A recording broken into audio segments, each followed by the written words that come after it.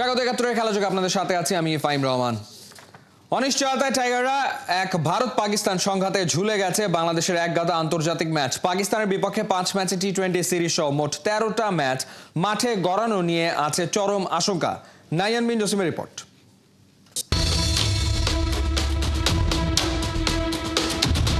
একদিকে ভারত পাকিস্তান উত্তাল, অন্যদিকে ঢাকায় রৌদ্রের উত্তাপ।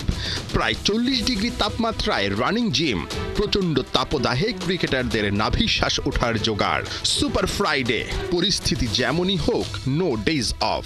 পেস বোলিং কোচ আন্দ্রে অ্যাডামসের টি শার্টের পেছনের লেখাটাই যেন বার্তা টাইগারদের জন্য। বিশ্রামের সুযোগ নেই। ক্যাপ্টেন, হেড কোচ আর সিনিয়র অ্যাসিস্ট্যান্ট কোচ তিনজন মিলে সাজিয়ে রাখছেন রণকৌশল। কিন্তু এত সব প্রস্তুতি ভেস্তে যাবে না তো, কারণ ঘোর অন্ধকারে টাইগারদের পাকিস্তান সফরের ভবিষ্যৎ। বিসিবি এমন পরিস্থিতিতে টাইগারদের পাকিস্তান পাঠাবে না সেটা একরকম নিশ্চিত। বিকল্প ভেন্যু হতে পারত দুবাই, কিন্তু পিএসএল আরব আমিরাতে সরিয়ে নেয় ঝুলে গেছে বাংলাদেশ পাকিস্তান সিরিজের ভাগ্য। খোদ পাকিস্তানের সংবাদ মাধ্যমে দিচ্ছে এমন খবর, কারণ বর্তমান পরিস্থিতিতে পিএসএল শেষ হবে কমপক্ষে ১ সপ্তাহ দেরিতে। বাংলাদেশ পাকিস্তান লড়াই এফটিপির খেলা হওয়ায় সিরিজটা বাতিল না হলেও লিটনরা লম্বা সময়ের জন্য বঞ্চিত হতে পারেন এই ৫ ম্যাচের টি-20 সিরিজ থেকে। অন্যদিকে টাইমস অফ ইন্ডিয়ার খবর লিটনদের আরও হতাশ করতে পারে। পিএসএল দুবাইতে শিফট হবার কারণে আইপিএল নিয়ে ভারত মহাবিপাকে। আপাতত ১ সপ্তাহের জন্য আইপিএল বন্ধ রাখা হলেও টাইমস অফ ইন্ডিয়া বলছে ৩টা উইন্ডোর যে কোনো একটাতে আইপিএলের বাকি ১৬ ম্যাচ আয়োজন করতে চায় বিসিসিআই, যার একটা হলো আগস্টে ভারতের বাংলাদেশ সফরের সময়। তেমনটা হলে ৩ ওয়ানডে আর ৩ টি-20 খেলা হবে না ভারতের বিপক্ষে। সব মিলে ভারত পাকিস্তান যুদ্ধে অনিশ্চিত হয়ে পড়েছে টাইগারদের ১১টা আন্তর্জাতিক ম্যাচ।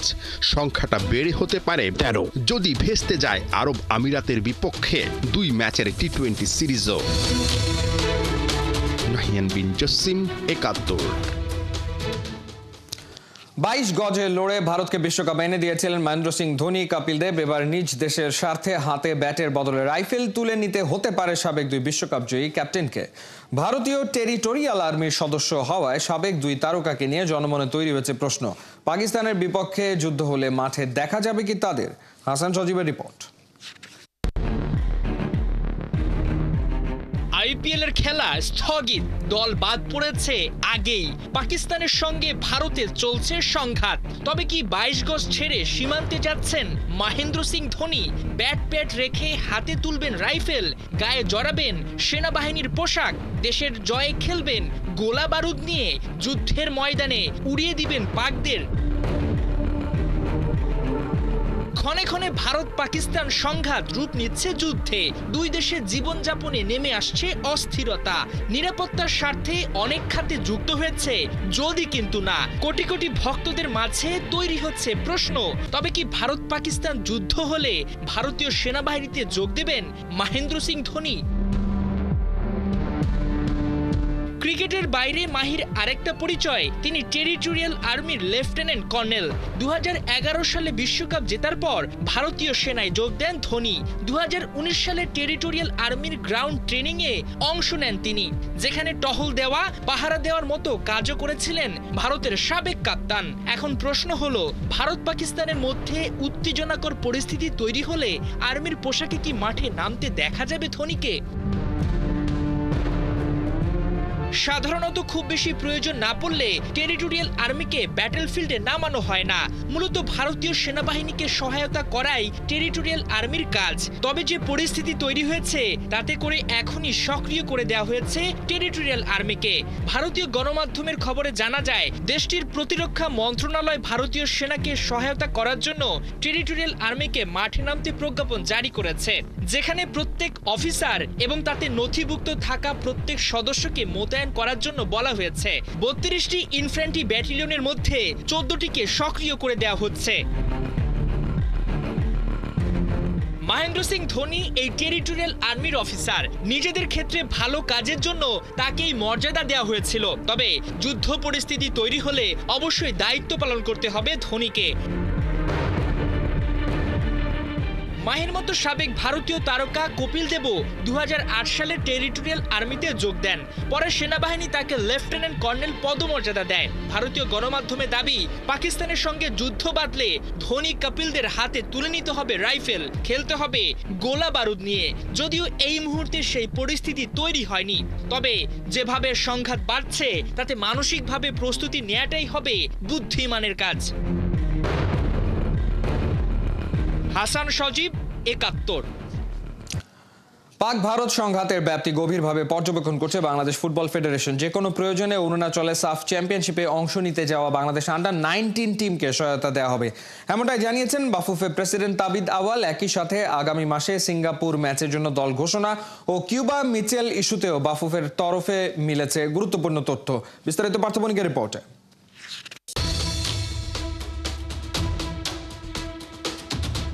ভারত পাকিস্তান সংঘাতে টালমাটাল উপমহাদেশ, সীমান্ত উত্তেজনায় অনির্দিষ্টকালের জন্য স্থগিত হয়ে গেছে আইপিএল, স্থগিত হয়েছে পিএসএল। কিন্তু ফুটবল আর ফুটবলারদের কি খবর? সাফ চ্যাম্পিয়নশিপে অংশ নিতে এই মুহূর্তে ভারতের অরুণাচলে অবস্থান করছে বাংলাদেশ অনূর্ধ্ব 19 দল।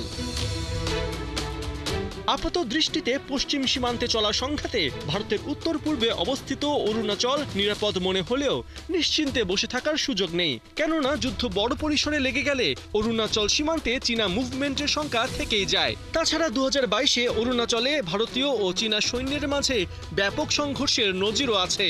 তাই সাফ খেলতে যাওয়া আন্ডার-19 টিমের জন্য আপদকালীন কোনো ব্যবস্থা কি নিয়েছে বাফুফে? রাজধানীতে ঢাকাস রাইজিং স্টার টুর্নামেন্টের ফাইনাল দেখতে আসা বাফুফে সভাপতি তাবিদ আওয়ালের কাছে তাই প্রশ্ন সরাসরি। পৃথিবীতে অনেক জায়গায় অনেক সমস্যা হচ্ছে, অনেক সময় বাংলাদেশকে নিয়েও অনেক পৃথিবীর অন্য অঞ্চলরা অনেক মন্তব্য করে। তো আমরা নিয়মিত আমাদের প্রত্যেকটা প্লেয়ারের সেফটিকে আমরা অগ্রগতিকে দিয়ে এসেছি। আপনারা রিকল করতে পারবেন, আগে যখন নেপালে ভূমিকম্প হয়েছিল তখনও কিন্তু আমাদের বাংলাদেশ এয়ারফোর্স আমাদের মেয়ে প্লেয়ারদেরকে সেফলি রেস্কিউ করে নিয়ে এসেছে। একই সাথে আমাদের আন্ডার-19 প্লেয়াররা যেখানেই থাকুক তারা আমাদের নজরেও থাকবে, হেফাজতে থাকবে। যদি কোনোভাবে লাগে আমরা সেই ধরনের অ্যাক্সেস তাদেরকে সেফটির জন্য দিব। এজ লেভেলের পাশাপাশি 10 জুন এশিয়ান কাপ বাছাইয়ে সিঙ্গাপুর ম্যাচেও বাফুফের ফোকাস। গেলবার ভারত ম্যাচের 1 মাস আগে প্রাথমিক দল ঘোষণা করলেও এবার তা হয়নি। তবে বাফুফে সভাপতি জানিয়েছেন সেটা জানার জন্য অপেক্ষা করতে হবে। ন্যাশনাল স্কোয়াডটা আমরা ম্যাচের 7 দিন আগে ঘোষণা করব। তার ভিতরে আমরা আশাবাদী আছি যে হামজা চৌধুরী এবং সমিত সোম ওই সময়ের ভিতরে দেশে চলে আসতে পারবে এবং খেলার জন্য প্রস্তুতি থাকতে পারবে। আমাদের লিগের লাস্ট ম্যাচ হল 29 মে, আমরা ওয়েট করবো 29 মে পর্যন্ত দেখতে যে আমাদের চলমান BPL league, BCL league, even maybe under nineteen যারা খেলবে কারা কারা চান্স পাবে। হামজার পর এবার বাংলাদেশ ফুটবলে হাইপ তুলেছেন সমিত সোম। সিঙ্গাপুর ম্যাচে তিনি থাকছেন, তবে অপেক্ষা যে আরও একজনের জন্য, তিনি কিউবা মিচেল। সময় মতো তাকে পাওয়া যাবে কিনা সে ব্যাপারে বাফুফের সিনিয়র সহসভাপতি ইমরুল হাসানের কাছে প্রশ্ন করা হয়। তার প্রক্রিয়া এগিয়ে চলছে, তো আমরা আশাবাদী এ মাসের 20 থেকে 25 তারিখের মধ্যে হয়তো ওর মা সহ বাংলাদেশ ভ্রমণে আসবে। পার্থবণিক, ৭১, ঢাকা। ভালো শুরু করেও শেষ পর্যন্ত জয় পেল না বাংলাদেশ। ভারতে সাফ অনূর্ধ্ব-19 চ্যাম্পিয়নশিপে নিজেদের প্রথম ম্যাচে মালদ্বীপের বিপক্ষে 2-2 গোলে ড্র করেছে গোলাম রব্বানির শিষ্যরা। অরুণাচলের গোল্ডেন জুবলি স্টেডিয়ামে ম্যাচের শুরু থেকে দাপুটে ফুটবল খেলে নাজমুল হুদা, রিফাত কাজীরা। মাত্র 12 মিনিটে নাজমুলের গোলে শক্তিশালী মালদ্বীপের বিপক্ষে লিড পায় বাংলাদেশ। 44 মিনিটের লিড ডাবল করেন রিফাত। প্রথমার্ধ শেষে 2-0 গোলে এগিয়ে থেকে বিরতিতে যায় গোলাম রব্বানির দল। বিরতি শেষে খেই হারিয়ে ফেলে বাংলাদেশ। অগোছালো ফুটবলে 2 গোল খেয়ে ম্যাচ থেকে মোমেন্টাম হারিয়ে ফেলে তারা। শেষ পর্যন্ত আক্রমণ করে সুবিধা করতে পারেনি যুবারা। 2-2 সমতায় শেষ হয় খেলা। টুর্নামেন্টে বাংলাদেশের নেক্সট মিশন ভুটান। রোববার দ্বিতীয় ম্যাচে মাঠে নামবে নাজমুল হুদার দল। সিঙ্গাপুরের বিপক্ষে হামজা চৌধুরী আর সমিত সোম যুক্ত হচ্ছেন বাংলাদেশের জার্সিতে। তবে তার আগে দলের বাকিদের তৈরি করতে একটা প্রস্তুতি ম্যাচ আয়োজনের উদ্যোগ নিয়েছে বাফুফে। ফিফা উইন্ডোতে সব দেশের ব্যস্ততার মধ্যে শেষ পর্যন্ত ভুটানকে ঢাকায় এসে ম্যাচ খেলতে রাজি করিয়েছে ফেডারেশন। আগামী 4 জুনের ম্যাচটা দিয়েই অভিষেক হচ্ছে রেনোভেটেড ঢাকা জাতীয় স্টেডিয়ামের। খালিদ জামিলের রিপোর্টে বিস্তারিত। ঢাকা থেকে কল গেল দুনিয়ার নানা প্রান্তে। Chinese Taipei, Sudan, Malaysia, Mongolia আর সার্বিয়ার মতো দেশের সাথে যোগাযোগ করে বাংলাদেশ ফুটবল ফেডারেশন। প্রস্তাব একটাই, বাংলাদেশে এসো তোমাদের জাতীয় ফুটবল দল নিয়ে, খেলো একটা প্রীতি ম্যাচ, আর সেটা আগামী 10 জুন বাংলাদেশ সিঙ্গাপুর ম্যাচের আগে। কিন্তু চাইলেই তো আর সব পাওয়া যায় না, কারণ তখন ক্লাব ফুটবল বন্ধ। ফিফা উইন্ডোতে সবগুলো দেশ ব্যস্ত তাদের নিজস্ব শিডিউল ধরে নিজ নিজ হোম ম্যাচ খেলা কিংবা তার প্রস্তুতি নিয়ে। সব দেন দরবার শেষ করে শেষমেশ রাজি করানো গেল সাউথ এশিয়ায় বাংলাদেশের প্রতিবেশী দেশ ভুটানকে। এশিয়ার শক্তিশালী দেশ সিঙ্গাপুরের তুলনায় ভুটানকে পিছিয়ে না রেখে উপায় নেই। সেই লড়াইয়ে নামার আগে আরেকটু সামনের সারির দলের সাথে প্রীতি ম্যাচ খেলতে পারলে জামাল তপুদের জন্য সুবিধা হতো নিঃসন্দেহে। কিন্তু নেই মামার চেয়ে কানা মামা ভুটান ভালো, সেই পলিসিতেই হ্যাঁ বলেছে বাফুফে। তবে কেবল বিদেশি প্রতিপক্ষ নয়, বাফুফে ম্যানেজমেন্টকে ডিল করতে হচ্ছিল বাংলাদেশ দলের হেড কোচ হাভিয়ের কাবরেরার সাথেও, সেটা দিন তারিখ নিয়ে। ফেডারেশনের পক্ষ থেকে প্রস্তাব দেয়া হয় ফিফা উইন্ডোর প্রথম দিকেই ম্যাচটা আয়োজন করে ফেলতে, কারণ ঈদুল আজহার ছুটিও মাথায় রাখতে হচ্ছিল। কিন্তু বেগে বসলেন স্প্যানিশ কোচ, কারণ তার ফুটবলাররা মের শেষে দীর্ঘ ঘরোয়া সিজনের ম্যাচ খেলে তবেই যোগ দেবে জাতীয় দলের ক্যাম্পে। দলের বাকিদের সাথে বোঝাপড়ার পাশাপাশি বিশ্রাম বলেও তো একটা ব্যাপার থাকছে। সেই আলোচনার পর ম্যাচের দিন তারিখ নির্ধারণ হলো জুনের 5। বাফুফে অনানুষ্ঠানিকভাবে বিভিন্ন গণমাধ্যমে জানিয়েও রেখেছিল সেটা। তবে প্রতিপক্ষ ভুটান আবার সেদিন খেলতে রাজি না, তাই একদিন এগিয়ে চূড়ান্ত তারিখ ঠিক হয়েছে 4 জুন। এই ম্যাচ দিয়েই রেনোভেটেড ঢাকা জাতীয় স্টেডিয়ামের অভিষেক হতে চলেছে। মূল ম্যাচের আগে বাংলাদেশ ফুটবল দলের ড্রেস রিহার্সাল হয়ে তো যাচ্ছেই, সেই সাথে নয়া মাঠের স্বাদও পেতে যাচ্ছে দেশের ফুটবল প্রেমীরা। এই স্টেডিয়ামে ফুটবলের সবশেষ আন্তর্জাতিক ম্যাচ হয়েছিল 2020 সালে। ওই বছর 13 আর 17 নভেম্বর নেপালের বিপক্ষে ম্যাচ খেলেছিলেন জামাল ভুঁইয়ারা। সংস্কারের কাজ শুরু হয় পরের বছর। নানা চড়াই উতরাই পেরিয়ে অবশেষে আলোর মুখ দেখতে চলেছে দেশের ঐতিহ্যবাহী এই মাঠ, যেটার রেনোভেশনের পেছনেই খরচ হয়েছে 160 কোটি টাকা। খালিদ জামিল, একাত্তর।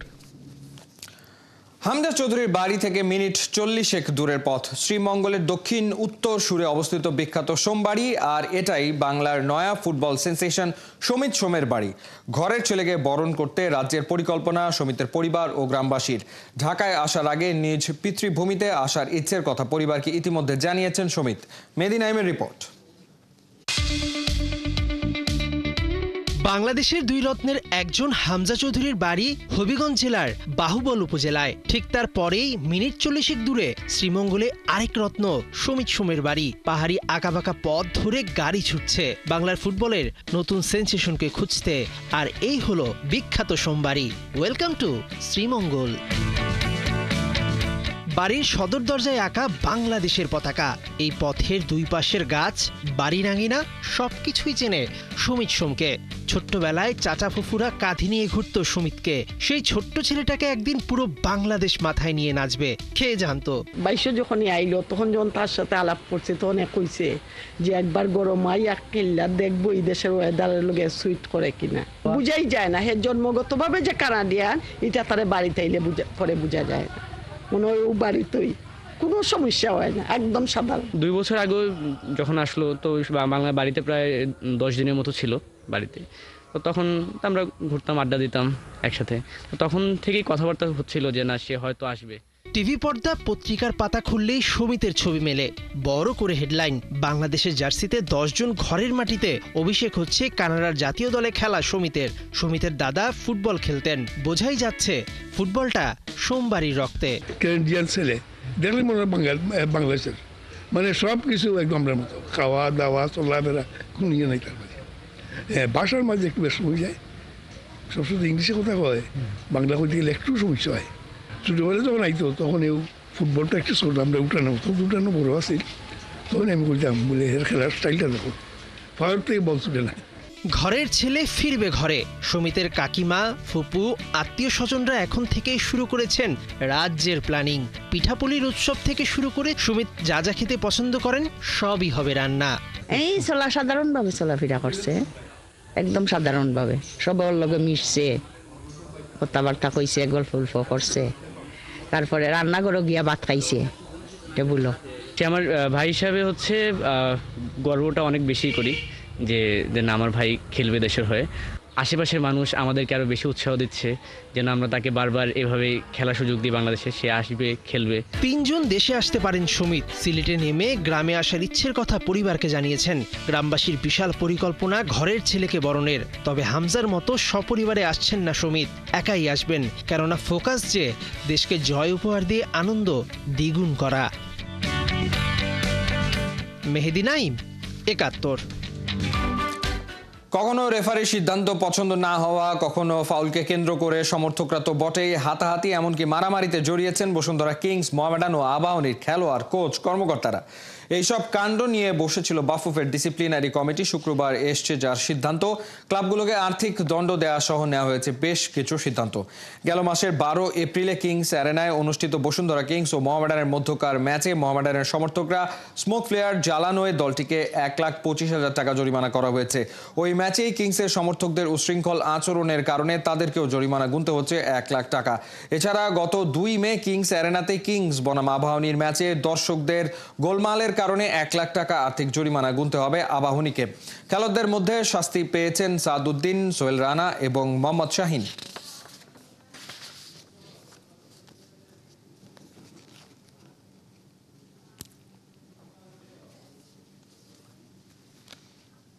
এই ছিল এই মুহূর্তের খেলাযোগে। সরাসরি সংবাদ অনুষ্ঠান দেখতে চোখ রাখুন ৭১ ফেসবুক পেজ এবং সাবস্ক্রাইব করুন ৭১ ইউটিউব চ্যানেলে। ৭১-এর সাথেই থাকুন।